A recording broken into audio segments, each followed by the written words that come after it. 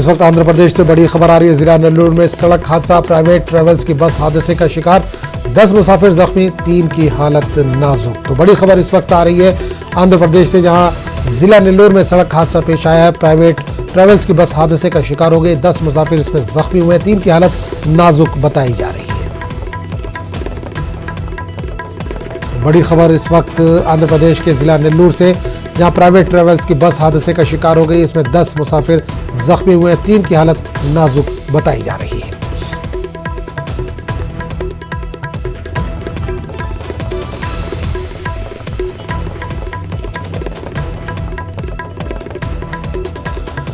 आंध्र प्रदेश से इस वक्त बड़ी खबर आई है। जिला नेल्लूर में सड़क हादसा पेश आया, प्राइवेट ट्रेवल्स की बस हादसे का शिकार हो गए, 10 मुसाफिर जख्मी हुए, 3 की हालत नाजुक बताई जा रही है।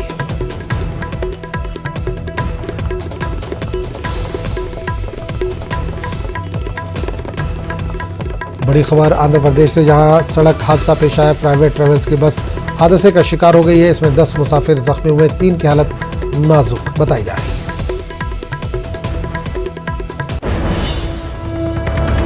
और एक और बड़ी खबर इस वक्त आ रही है लखनऊ से। योगी काबीना का आज इजलास होने जा रहा है, 11 बजे ये इजलास होगा। कई अहम तजावीज़ को मंजूर किए जाने की तवक्को। तो बड़ी खबर उत्तर प्रदेश से आ रही है, जहां योगी काबीना का आज अहम इजलास होने जा रहा है, 11 बजे ये इजलास होगा। कई अहम तजावीज़ को मंजूर किए जाने की तवक्को।